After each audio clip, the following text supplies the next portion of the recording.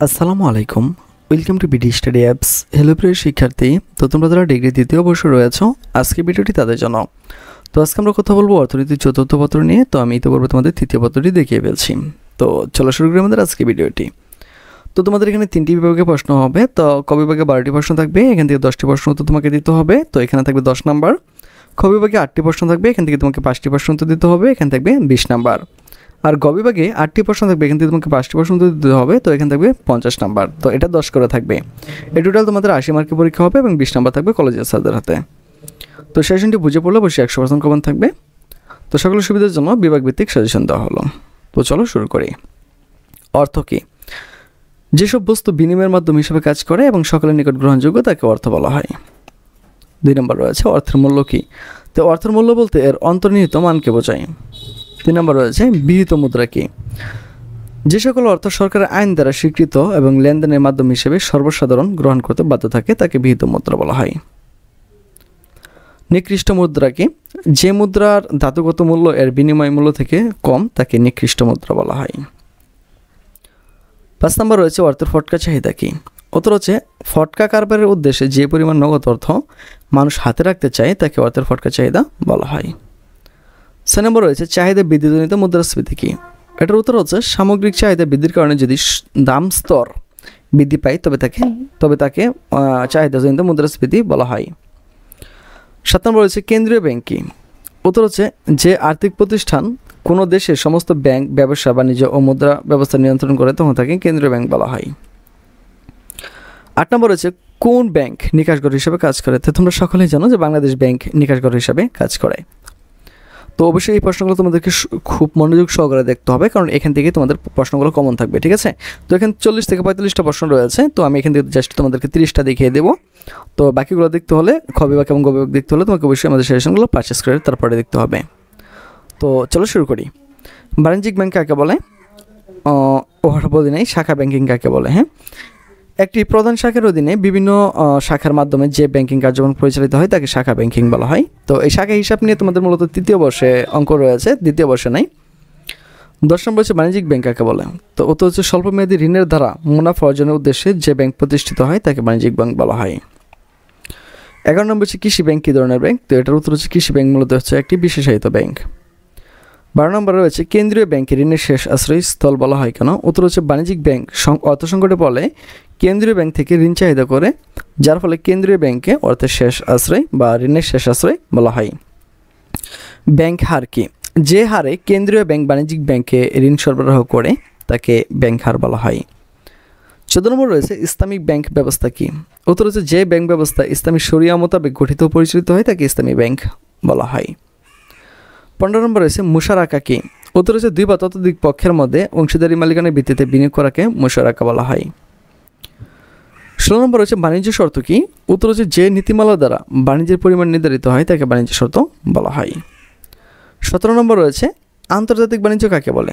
তো এটার উত্তর হচ্ছে একাধিক দেশের মধ্যে যে বাণিজ্য সংগঠিত হয় সে বাণিজ্যকে আন্তর্জাতিক বাণিজ্য বলা হয়। 18 নম্বর রয়েছে শুল্ক কাকে বলে?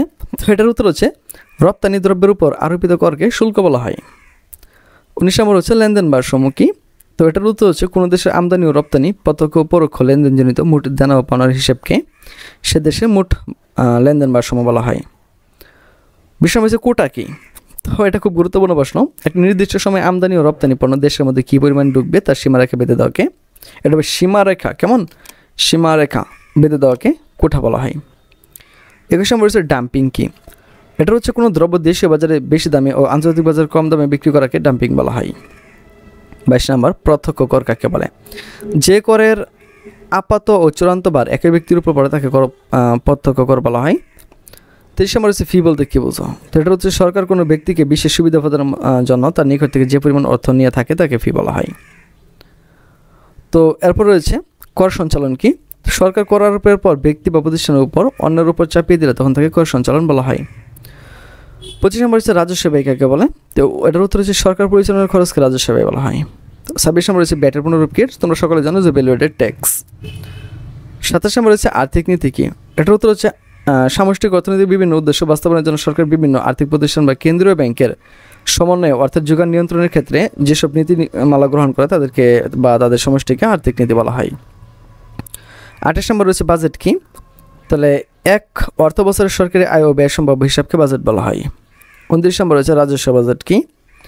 সরকারের রাজস্ব আয় ও ব্যয়ের ভিত্তিতে যে বাজেট প্রণয়ন করা হয় তাকে রাজস্ব বাজেট বলা হয়। তো 30 নম্বর হচ্ছে সুষম বাজেট কাকে বলে। তো যে বাজেটের আয় ও ব্যয় সমান তাকে সুষম বাজেট বলা হয়। তো আমাদের এর মধ্যে দিয়ে 30টি প্রশ্ন শেষ হয়ে গেল।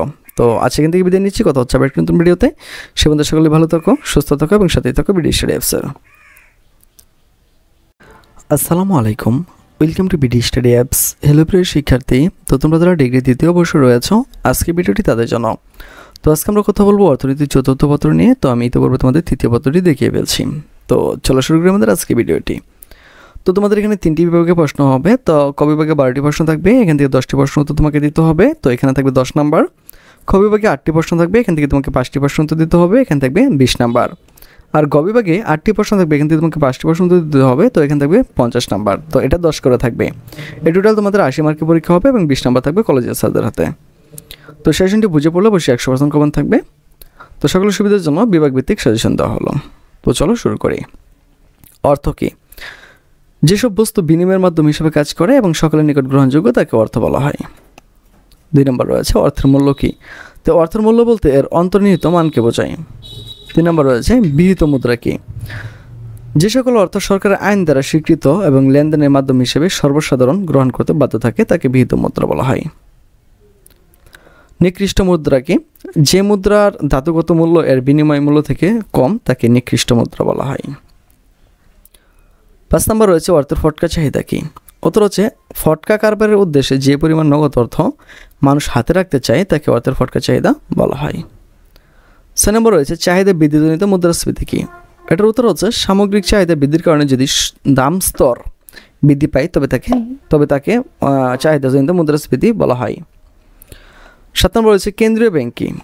উত্তর হচ্ছে যে আর্থিক প্রতিষ্ঠান কোনো দেশের সমস্ত ব্যাংক ব্যবসা বাণিজ্য ও মুদ্রা ব্যবস্থা নিয়ন্ত্রণ করে তখন তাকে কেন্দ্রীয় ব্যাংক বলা হয়। 8 নম্বর রয়েছে কোন ব্যাংক নিকাশঘর হিসেবে কাজ করে। তো তোমরা সকলেই জানো যে বাংলাদেশ ব্যাংক নিকাশঘর হিসেবে কাজ করে। তো অবশ্যই এই প্রশ্নগুলো তোমাদেরকে খুব মনোযোগ সহকারে দেখতে হবে, কারণ এখান থেকে তোমাদের প্রশ্নগুলো কমন থাকবে, ঠিক আছে। তো এখানে 40 থেকে 45টা প্রশ্ন রয়েছে। তো আমি এখান থেকে জাস্ট তোমাদেরকে 30টা দেখিয়ে দেবো।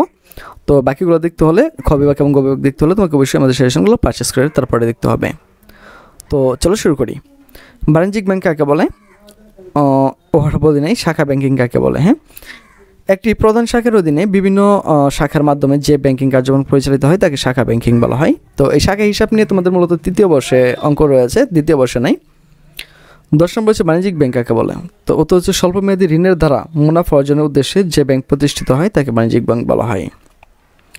11 নম্বর হচ্ছে কৃষি ব্যাংক কী ধরনের ব্যাংক। তো এটার উত্তর হচ্ছে কৃষি ব্যাংক মূলত হচ্ছে একটি বিশেষায়িত ব্যাংক।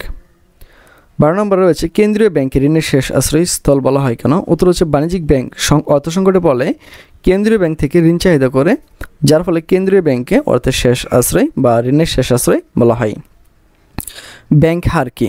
যে হারে কেন্দ্রীয় ব্যাংক বাণিজ্যিক ব্যাংকে ঋণ সরবরাহ করে তাকে ব্যাংক হার বলা হয়। 14 নম্বর রয়েছে ইসলামিক ব্যাংক ব্যবস্থা কি। উত্তর হচ্ছে যে ব্যাংক ব্যবস্থা ইসলামী শরিয়া মোতাবেক গঠিত ও পরিচালিত হয় তাকে ইসলামী ব্যাংক বলা হয়। 15 নম্বর রয়েছে মুশারাকা কি। উত্তর হচ্ছে 2 বা ততোধিক পক্ষের মধ্যে অংশীদারি মালিকানার ভিত্তিতে বিনিয়োগ করাকে মুশারাকা বলা হয়। 16 নম্বর রয়েছে বাণিজ্য শর্ত কি।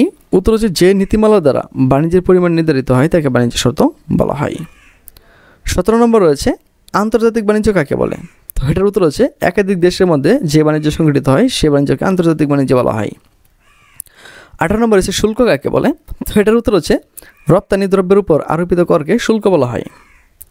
19 নম্বর হচ্ছে লেনদেন ভারসাম্য কি।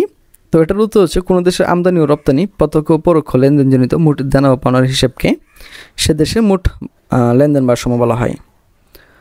20 নম্বর হচ্ছে কোটা কি। তো এটা খুব গুরুত্বপূর্ণ প্রশ্ন। একটা নির্দিষ্ট সময় আমদানি ও রপ্তানি পণ্য দেশের মধ্যে কী পরিমাণ ঢুকবে তার সীমারেখা বেঁধে দেওয়াকে, এটা সীমারেখা সীমারেখা বেঁধে দেওয়াকে কোটা বলা হয়। 21 নম্বর হচ্ছে ডাম্পিং কি। এটা হচ্ছে কোনো দ্রব্য দেশীয় বাজারে বেশি দামে ও আন্তর্জাতিক বাজারে কম দামে বিক্রি করাকে ডাম্পিং বলা হয়। 22 নম্বর প্রত্যক্ষ কর কাকে বলে। যে করের আপাত ও চূড়ান্ত বার একই ব্যক্তির উপর পড়ে তাকে প্রত্যক্ষ কর বলা হয়। 23 নম্বর হচ্ছে ফি বলতে কী বোঝো। তো এটা হচ্ছে সরকার কোনো ব্যক্তিকে বিশেষ সুবিধা প্রদানের জন্য তার নিকট থেকে যে পরিমাণ অর্থ নিয়ে থাকে তাকে ফি বলা হয়। তো এরপর রয়েছে কর সঞ্চালন কি।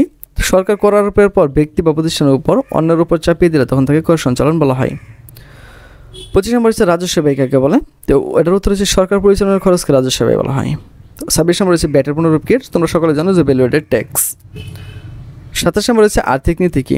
এটার উত্তর হচ্ছে সামষ্টিক অর্থনীতির বিভিন্ন উদ্দেশ্য বাস্তবায়নের জন্য সরকার বিভিন্ন আর্থিক প্রতিষ্ঠান বা কেন্দ্রীয় ব্যাংকের সমন্বয়ে অর্থাৎ যোগান নিয়ন্ত্রণের ক্ষেত্রে যেসব নীতিমালা গ্রহণ করে তাদেরকে বা তাদের সমষ্টিকে আর্থিক নীতি বলা হয়। 28 নম্বর রয়েছে বাজেট কি? তাহলে এক অর্থ বছরের সরকারি আয় ও ব্যয় সম্ভাব্য হিসাবকে বাজেট বলা হয়। 29 নম্বর রয়েছে রাজস্ব বাজেট কি? সরকারের রাজস্ব আয় ও ব্যয়ের ভিত্তিতে যে বাজেট প্রণয়ন করা হয় তাকে রাজস্ব বাজেট বলা হয়। তো 30 নম্বর হচ্ছে সুষম বাজেট কাকে বলে? তো যে বাজেটের আয় ও ব্যয় সমান তাকে সুষম বাজেট বলা হয়। তো আমাদের এর মধ্যে দিয়ে 30টি প্রশ্ন শেষ হয়ে গেল। তো আজকে এখান থেকে বিদায় নিচ্ছি, কথা হচ্ছে আবার নতুন ভিডিওতে।